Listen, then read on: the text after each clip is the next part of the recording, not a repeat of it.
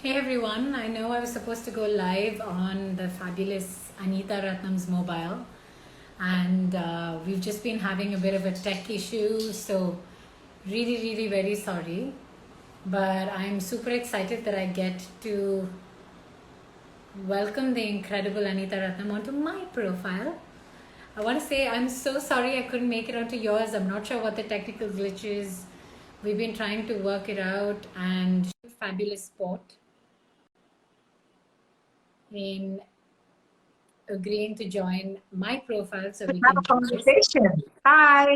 Hello, so nice to see you, and so sorry again it didn't work out the other way around.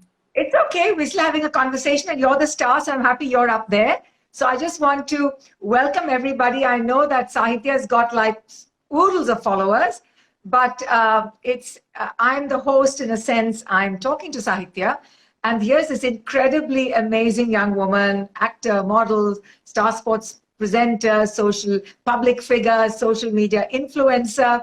And you know what? She's so present. She's so grounded. She's my daughter's generation. We've shared photo shoots together across generations. Yes, I know, But and I love them. It's such an honor and a pleasure that somebody invited me to do a photo shoot where someone of your stature was doing it. I oh, said, yes. well, okay. Now, the whole purpose of today's talk, the title is Happily Unmarried. Okay. Now, when some of you hear it, you'll say, okay, I'm done with marriage, been there, done that, like me. So I'm happily unmarried. But with Sahitya, she's unmarried, but together with a partner. And guess what? She's a brand new mom of twin babies. Now, how does she do it with a schedule that's more than 24/7? So today's conversation is really going to focus on how she does it. What were the challenges? So Sahitya, first I have to ask you, I did read that you were planning to have a baby and the COVID came and you sort of postponed it, but you finally had twins. Now, before you knew you were having twins and you had decided that you and your partner, Carrie Edwards, were not going to be married. I mean, you've been together, you're going to be parents. What was that decision about? You loved I each other, you were together, but you didn't want to get married. No, because I think, and it started as an individual decision for both of us. Wherein for me, I think I was 16 when I told my parents I don't want to get married. And they thought it would be something that I would outgrow and it was just like a childish choice. But no, I'd actually, especially coming from a very conservative Tamil family, like both my parents have umpteen number of siblings. And so seeing all of their marriages and everything that's been, it's not quite been the advertisement or the marketing that marriage as an institution definitely needs. Because I see how much it's used as a tool to control women. And I also see that there are very little rights a woman has. Then I find it abhorrent when someone says, I'm giving my daughter away. You can give a handbag away, you can give a pair of shoes away, I mean, you can give gold jewelry away, you cannot give a human away. And there's all these phrases then, that's the first question I want to ask them. And also, in shadis you have the bidai and you say this is no longer your home. I found all of those things like not something I could quite stomach, but I was always told I'll grow up and I'll understand it better. I didn't. I still found it just as problematic. And I started looking into the legal aspect of marriage because I was considering becoming a lawyer at one point. And I found that marital rape is legal in this country. And I found that to be crazy. Like the fact that you consent within a married couple is not a thing in India. And I found that hugely problematic. So there were a lot of those issues. And I also found it incredibly romantic that you take a man at his word. He says he loves you, he wants to spend the rest of his life with you, and he's going to grow old. And I'm like, that's incredibly romantic. And I was like, I'm going to take you at your word. Because the way I was raised, my mother, my grandfather, they would all say, you're only worth your word. Because you come into this world, you leave this world, and your material possessions will not be with you, but your legacy will be your word. And that's how you'll be remembered. So to me, that was the biggest thing I could offer someone is my word for the rest of our lives. Yeah, it's like Tamil சொல்றால வாக்கு கொடுத்தா. Exactly. அதான் வாக்கு கொடுத்தா. So, how long have you and Carrie been together? Okay, he's better at this. He's good at the anniversaries and how long, and I'm the forgetful one in the relationship. So I think 8 years. I think we've been friends for about 9 years or 10 years, but we've been in a relationship for 8 years, and we've been living together, I think, 4.5 years. Okay. So now you decide, okay, you're really happy living together, you've got your careers, and now you decide to be parents. Okay. Tell me all the legal hurdles you had. It's not about getting pregnant, it's about how do you prepare to be unmarried parents of babies in India? Well, to be a couple who's living in India, you need to be aware of your legal rights. So, for example, even before we considered moving in together, we had to sit down with a lawyer and go through what our rights would be and what we needed to have in order. So, if we were renting an apartment, we had to make sure the lease was in both our names because we need a paper trail to show that we've been living together for at least 2 years for us to have the same rights in court as any married couple according to a Supreme Court legislation. Okay. So these are all things we had to be aware of. And we also sat down with somebody because then becomes the question, because the first thing anyone asks you is it legal for you to have babies? I'm about 18. It's a consenting relationship. I can do as I please. But that's not a concept that most people are aware of. So we had to understand what it would take to get a birth certificate if your parents are not married, legally in terms of inheritances, in terms of rights. For example, Carrie and I, we have power of attorneys for each other in case of medical emergencies. Okay. Because technically, hospitals can totally say, you are not married, you cannot come inside, you're not family. Because in India, we don't recognize like civil partnerships. We don't have that in the legal framework. So we actually need to have power of attorneys, which we can show the hospital. So I can even be allowed in the room in case of an emergency and make choices and decisions. So we had to figure out all of those things and have the paperwork sorted and be prepped and be ready. So we did the same thing when it came to babies. And we actually found out that there was very little we had to do. With the exception of in Tamil Nadu, you have to register your pregnancy, which is called, you get a Pick Me number with the corporation. Unfortunately, you can do this online, but it asks you for the mother's name and the mother's husband's name. Okay. And the husband's name will end up as the father's name in the birth certificate. Okay. Now, I can't in good conscience enter Carrie's name there because then I'm perjuring myself in a legal document. Okay. But if I don't do that, I will get a birth certificate without a father's name written on it. Okay. So we actually had to escalate this with the corporation, show them legal precedents with regard to live-in relationships like Supreme Court rulings, High Court rulings, and submit a letter saying, since the form does not allow me another option, I'm entering it as husband's name, I'm not perjuring myself. Have like the corporation also co-sign the letter, hold on to a copy, give them a copy, always just to get birth certificates. Wow. So your children, your twins are born, and so you didn't want to just give them the name Edwards, right? So you didn't just Yes. want it to be Carrie's last name. Yes. You wanted to have your last name also as a joint last name. Yes, as a hyphenated surname. So Acharya Edwards is what you wanted. Yes. Yeah. And you had to jump through hoops for this. Yes, because I mean, they find it incredibly, one, they don't understand the concept of hyphenated surnames. They tell you, Madam, hyphen poda mudiyadu. And if you don't put the hyphen, my surname ends up becoming the middle name. Which changes things, because for us, the entire reason for doing it this way is all about being equal partners every which way possible. And it was incredibly important to me because we all talk about the importance of being a mother. And then we say, what's in a name? Why don't they have the father's name?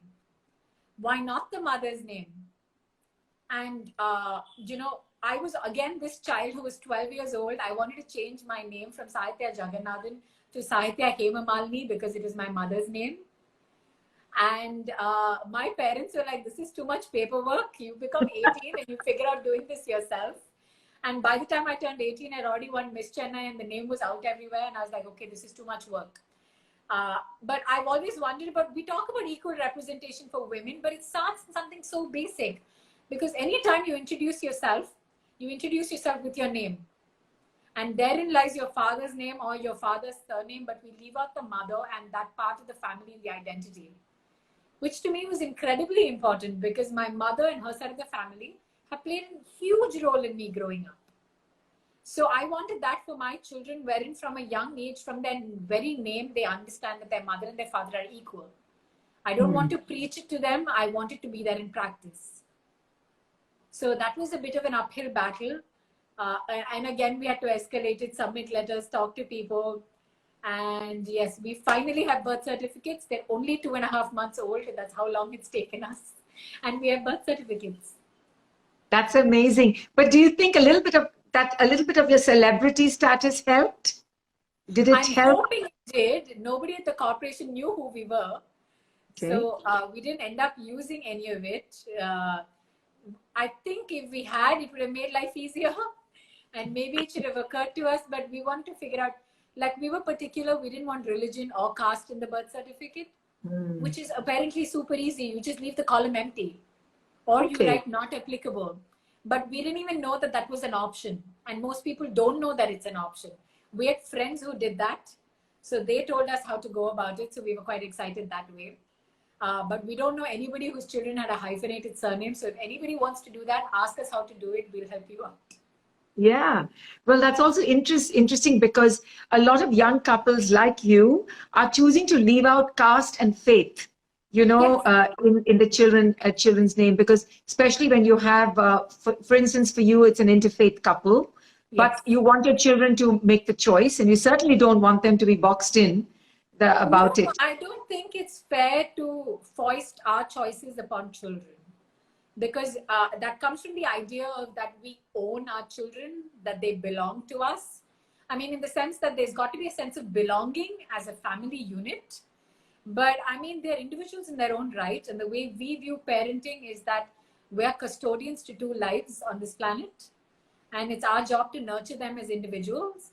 And they have the right to make their own choices. I mean, they can choose a completely different faith, or they can denounce all faith, and it's up to them. I mean, it's up to us to educate them about all their options and then support them no matter what choice they make. Well, it's 2021, and I think, yes, I think the world is large and open to make those choices.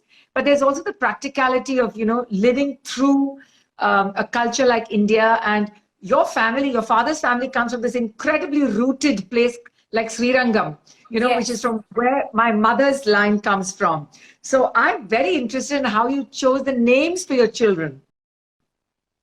Okay, so the names that way, we love the fact that we got to have twins because then we got to do half and half of everything. Because in my family, the tradition is you go with Sanskrit names. And that's a language I think I started learning at the age of 5. So I, for one, like if there is a Kalyanam and mantras are going on, I can actually translate for the couple who is getting married. And I'm very proud of the fact that I get to carry on an ancient language like Sanskrit. And for Carrie, his family, they have roots in England, and all the names are English. So we decided that one baby will have an English name and one will have a Sanskrit name.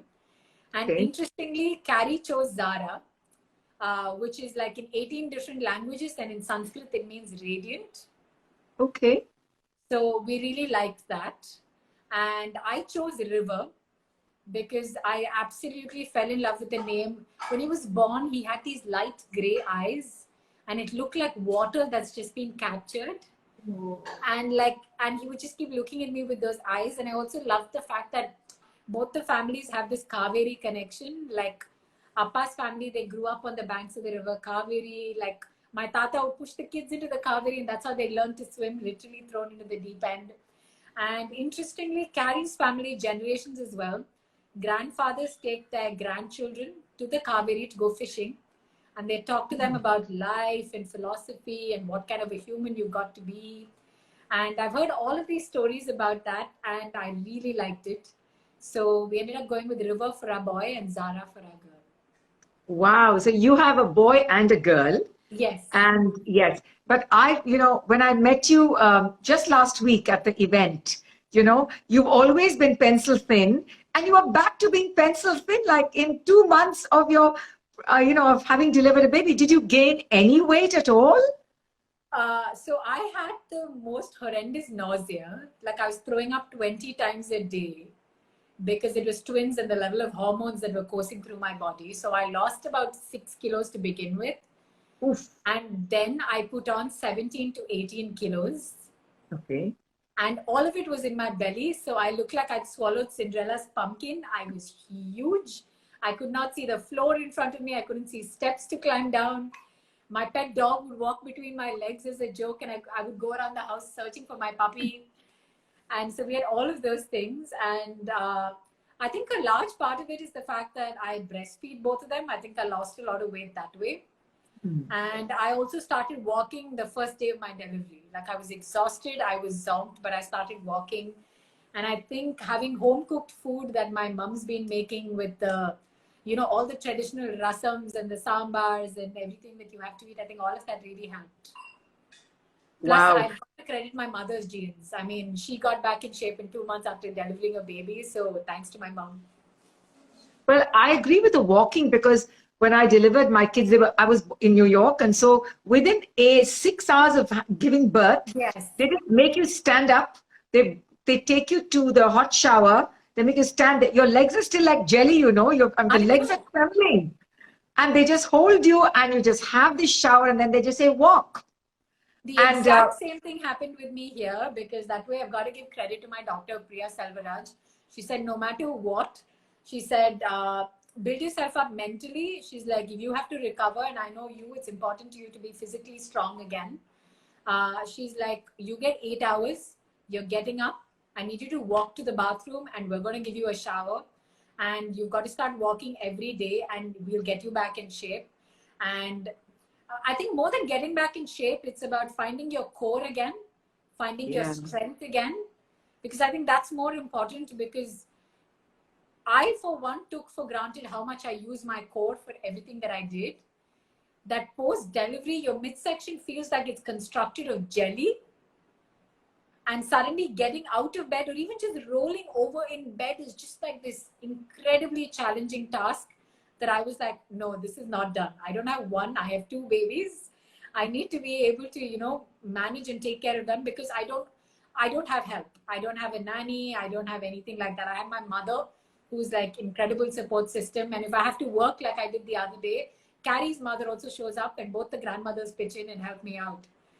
So I was hell-bent on me being physically fit to be able to take care of my babies.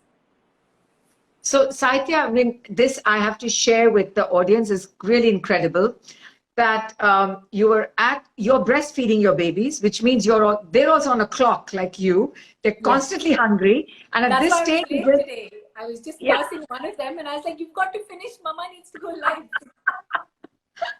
No, I know, because babies are on a clock. All they do is eat, sleep, poop, eat, sleep, and poop. I mean, at this point, right? And then they become fun when they start holding their heads and turning over and all that. Yes. But you're really on their timeline. I mean, you're fitting your life between their timeline. So how do you manage to, come out, do your events, and are you like pumping your milk into, tell me how you're managing that. Okay, so earlier when I used to go for events, it would be about what bag matches what outfit and what pair of shoes. And now it's like, what bag can I fit my cooler, my bottles, my pump, my feeding bra, all of those accessories. And I did not realize that how a lot of spaces and venues in Chennai, and I'm guessing the rest of the country, are not exactly nursing mother or like a pumping mother friendly zone. No. Like, for example, the event we were at the other day, I pumped between tech and the actual event. And God bless all these delivery services. I went to the loo and I pumped, packed it into the cooler bag, booked someone to pick it up and deliver it back home so they get it in time for a feed. I wrapped up the event, pumped again, and sent that home and said hi, hello to everybody, got done with my post-event networking, and then I got back home in time for the next feed. So you'll usually find me pumping in the bathroom. Which, in Western countries is very normal. It's very normal. Yes. I've seen it in Europe. I've seen it in America, and they even have a little pad and a little corner there, and they just kind of leave you alone and to do your thing, you know. And here, where we make so much about mothers and the glories of mothers and all that, we Exactly. yeah, our urban spaces have just not big, you know, just not friendly to this kind of. It's so natural, actually, you It is, know, and to it's not just urban spaces. I don't think our society is breastfeeding friendly. For all the pressure and the liberty that people take to comment on a woman and how she's got to breastfeed. I've had men who've very brazenly, like confidently and comfortably asked, "Oh, is your milk enough? Because look at you, is it enough for one? You have two." And my response is, why are your man boobs going to nourish my babies? No, right? How is it your place to ask this question? And these are questions we ask very freely, where we comment on a woman's breast size and see if that's enough. If the baby is too skinny, we say, oh my God, the mother's milk is not enough. And, you know, all of these comments, that social commentary, people feel free to dole out advice. You should eat this, you should eat that, it will help you with your milk. Or people make assumptions, oh, you're a model, you're in television, so clearly you're formula feeding your babies because you care more about the perkiness of your breasts than nourishing your babies. And I'm like, are you in my living room or my bedroom? What gives you the license to make this comment? But then again, like the other day, we were going to the pediatrician and I had to breastfeed one of my babies in the car. And I'm doing that, and we stopped at a signal, and there's 8 people peering into the car, and this is with tinted windows. I'm like, this is the most natural thing. Like, you're on this road because your mother nourished you. Maybe she should reevaluate that decision considering how you turned out. But, you know, and it goes to the point where it makes most women quite uncomfortable. Like, I'm comfortable enough to put the window down and be like, what's wrong with you? Why are you staring? But I know a lot of friends who would just not do that, and they'd have babies who'd be crying, or they'd opt to give their baby a bottle when they could just yeah. be breastfeeding. And it's the most natural thing ever. So if this is what we do to when we see a woman breastfeeding, how are we going to design spaces to make her more comfortable? Yes. So But I just wish we would change that. well, I think, you know, people like you who are also a public figure, you're also in the glam world, and I think, and you speak out. I think if we have more like you and you continue to walk the talk, you know, the fact that you are, that, you know, all the risks you've taken, they may not seem like risks, you know, to you. These are just choices you made. Yes. They happen to be unusual choices. They happen to be headline making choices. But I have to come now to the fact of, you know, Indian men are traditionally shooed away from the delivery room, shooed away from here. Don't come. You've done your job, right? The baby's going to be born. We'll see. So how hands-on is Carrie as a dad? Oh, Carrie's incredibly hands-on. And I think it started from, he was there for every single scan, every step of the way. And I would get like foot massages. And we also, I think he read online that if like a father is giving like a pregnant woman like belly massages, it helps like, you know, him bond with the babies. So I started like, I used to get belly massages pretty much every day from him. And so very quickly, the babies even would respond to his touch and they'd start kicking when the Oh, massage was happening. And sweet. it was just like a lovely bonding moment for both of us as well. Because there are a lot of changes that goes on, especially when you're pregnant and you're spending half your time dealing with nausea and your body changing. And with that, like, you know, how your relationship with your partner starts changing. So this was a great way for us to bond and continue to remain close through the entire pregnancy. And I think like he was there like from the delivery to holding them, and he burps them, changes diapers, gives them bottles. In fact, he fought for us to give them bottles. He said, because initially there's this whole thing where traditionally we only give them milk in a palade in case even if you pump. And he's like, I don't know how to use this and I feel incredibly useless. He's like, can we introduce a bottle so then I can give them a bottle while you get a little bit of rest? And, you know, we attended the infant baby massage class together. So we take turns giving each baby a massage and giving them a bath together. my mother showed us how to give them a bath, because initially we were terrified because they were so tiny. Yes. And so there was a steep learning curve, and like we learned a lot of tips and tricks from both the mothers, and he's incredibly hands-on. So he's got one and my mom's got one while I'm doing the live right now. That's great. Did your mother teach you how the traditional way in India they put the children on the legs that are straight? That's still how we give our babies a bath. That's amazing. They just love it. It's so safe. It's really so safe, safe. and they love it. It's almost like when you flip them over, they get some tummy time. Yes. We got a bather initially, all fancy and nice and designed and everything. Our babies were slipping and kicking off of it and trying to roll over. And I was like, this is so stressful. And my mom said, can I show you how we did it? Because Yes. I remember she used to give my cousins, some of my younger cousins, a bath like that. And if I was a good girl that day, I'd get to go in at bath time and take the little mug and pour water. Right. So I remember seeing them, having those memories as a baby. So I said, oh my God, yes, let's do it. And it's incredible. That's how we give them a bath till date. And it's amazing. I mean, it's so clever, isn't it? It's so clever. It's so sensible. And it's so safe because they're really so secure between the legs.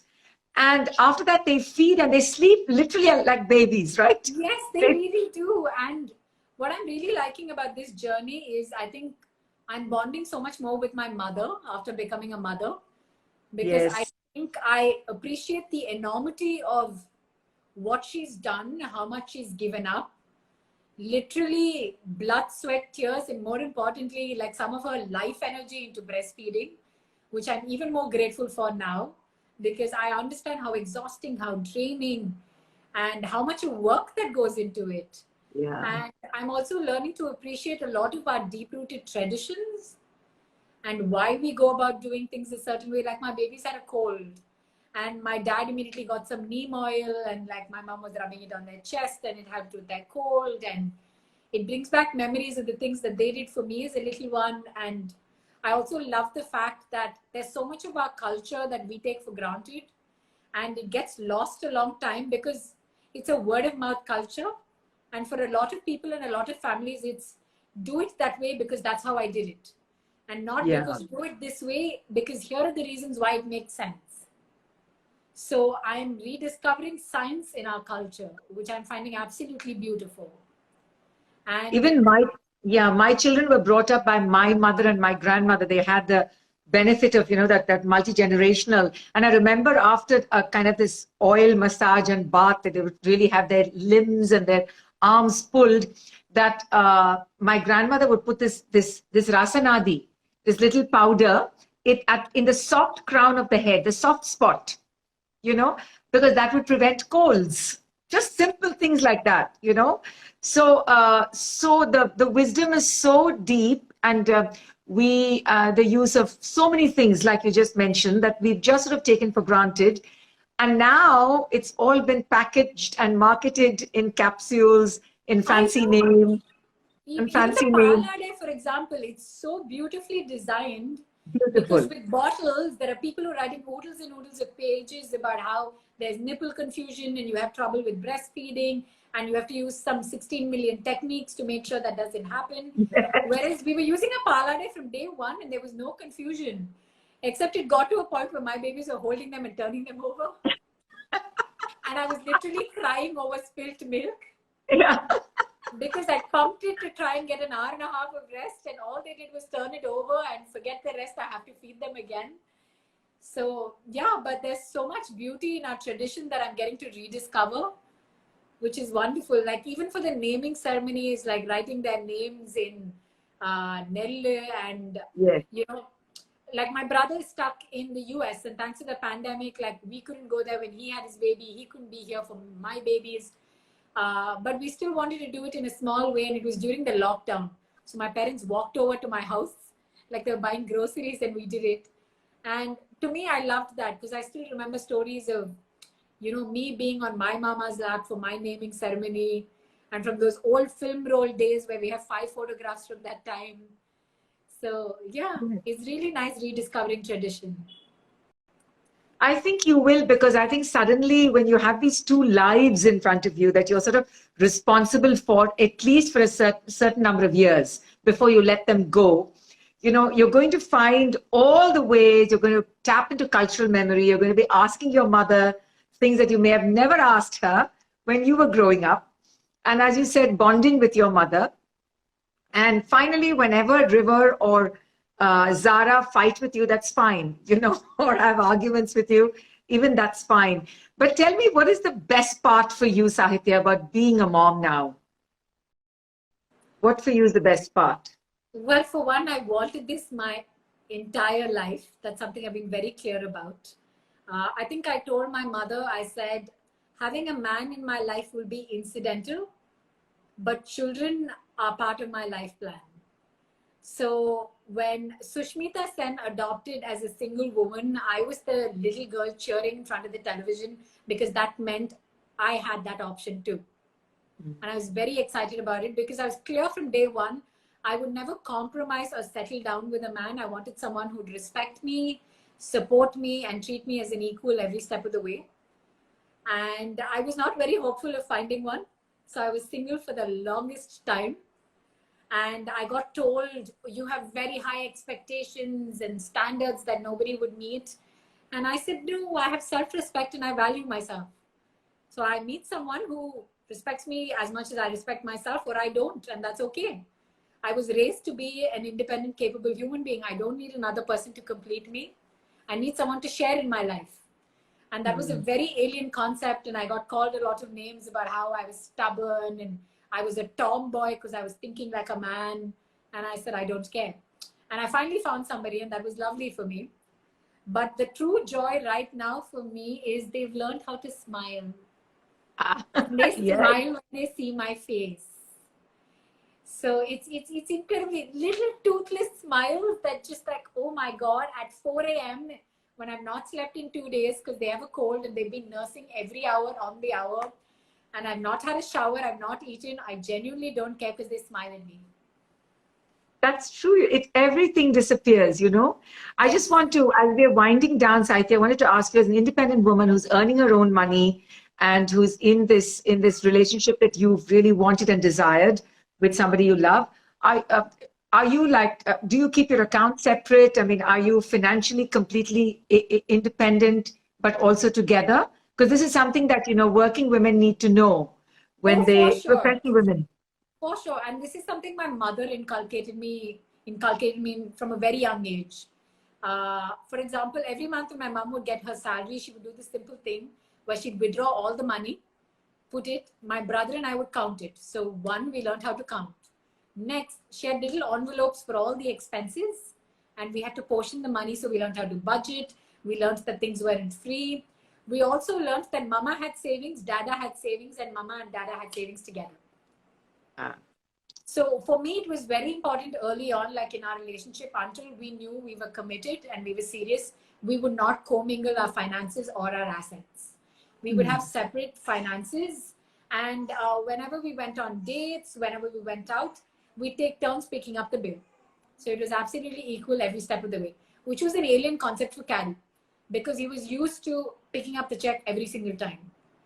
So I think on our second date, it was my turn to pick up the check. He picked up the check while I was in the restroom. We had our very first fight.